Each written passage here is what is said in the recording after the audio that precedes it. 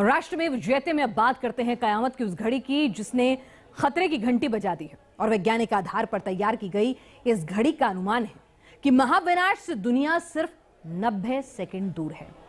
Doomsday clock, ये यूं कहें कि कयामत की घड़ी के नाम से मशहूर इस घड़ी के कांटे जब आधी रात दिखाते हैं तो पूरी दुनिया दहल जाती है। और इस घड़ी की टिक टिक वैज्ञानिकों की चिंता बढ़ा रही है। आपको बता दें, इस घड़ी में रात के 12 बजने में सिर्फ 90 सेकंड बाकी है। तो सवाल ये कि क्या धरती का विनाश करीब आ गया है? और ये 90 सेकंड ये घड़ी किस हिसाब से कैलकुलेट करेगी?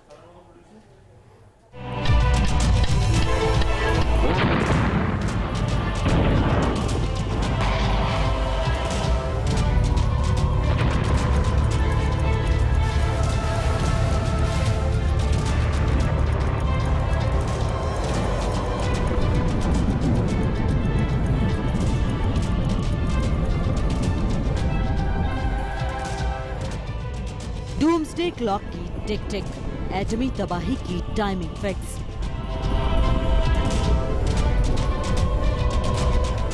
कयामत की घड़ी बता रही है महाप्रलय पास आ रही है।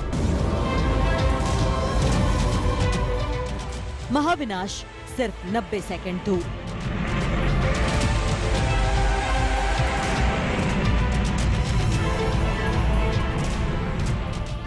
एक तरफ 11 महीने से जारी रूस यूक्रेन युद्ध खत्म होने का नाम नहीं ले रहा और पुतिन बाइडेन की अदावत की वजह से दुनिया परमाणु युद्ध के मुहाने पर खड़ी है।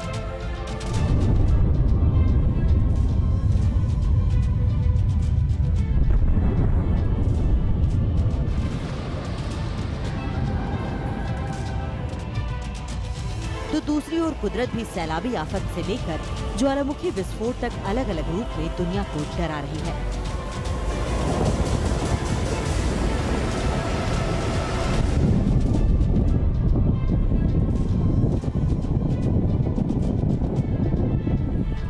जिससे दुनिया में हर तरफ महातबाही का अलार्म बज रहा है। और अब कयामत बताने वाली घड़ी में भी महाप्रलय वाली टिक टिक शुरू हो गई है।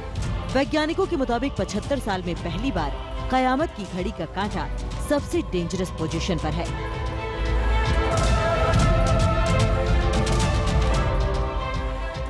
एटमी ब्लास्ट का बजने लगा अलार्म।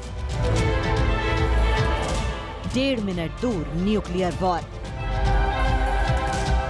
रूस यूक्रेन जंग के परमाणु युद्ध में बदलने के आसार। बस 90 सेकंड और खत्म हो जाएगी दुनिया।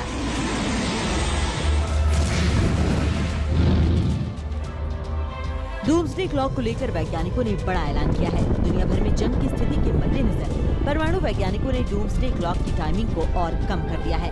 ऐसा उन्होंने 3 साल में पहली बार किया।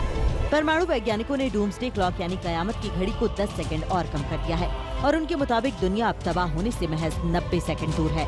आपको बता दें कि डूम्सडे क्लॉक साल 1947 से काम कर रही है, जो इस बात की जानकारी देती है कि दुनिया पर परमाणु हमले की आशंका कितनी ज्यादा है। कयामत की इस घड़ी के जरिए वैज्ञानिक ये बताने की कोशिश करते हैं कि मानवता के लिए खतरा पैदा करने वाली घटनाओं की वजह से दुनिया तबाह होने में कितने सेकंड का वक्त और बाकी है। इस कयामत की घड़ी में रात 12 बजे यानी आधी रात का वक्त होने में जितना कम समय होगा, दुनिया न्यूक्लियर वॉर और जलवायु संकट के खतरे के उतने ही करीब होगी। डूम्सडे क्लॉक की मदद से खतरे का लेवल कई पैमानों पर देखा जाता है। इसका आकलन युद्ध और हथियारों की तैनाती से किया जाता है, तो जलवायु परिवर्तन विध्वंसकारी तकनीक से भी इसका आकलन किया जाता है। इसके अलावा अंतरिक्ष में हथियारों की तैनाती और प्रोपेगेंडा वाले वीडियो जैसी वैश्विक हलचल से भी कयामत की घड़ी को सेट किया जाता है।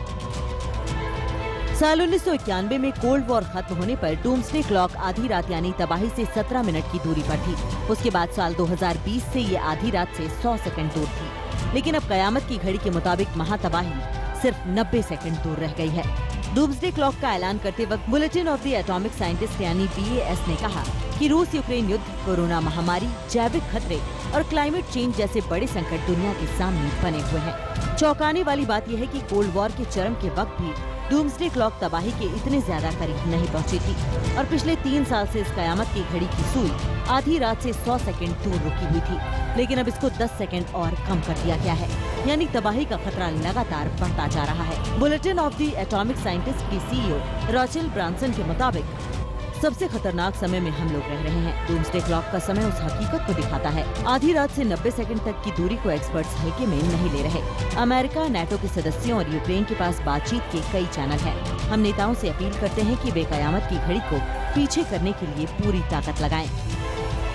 साल 1949 में जब रूस ने पहला परमाणु बम RDS-1 का परीक्षण किया था और दुनिया में तेजी से परमाणु हथियारों की दौड़ शुरू हुई थी, तब उस वक्त ये घड़ी आधी रात से करीब 180 सेकंड दूर थी। 4 साल बाद 1953 में इसका समय घटकर 120 सेकंड पर आ गया।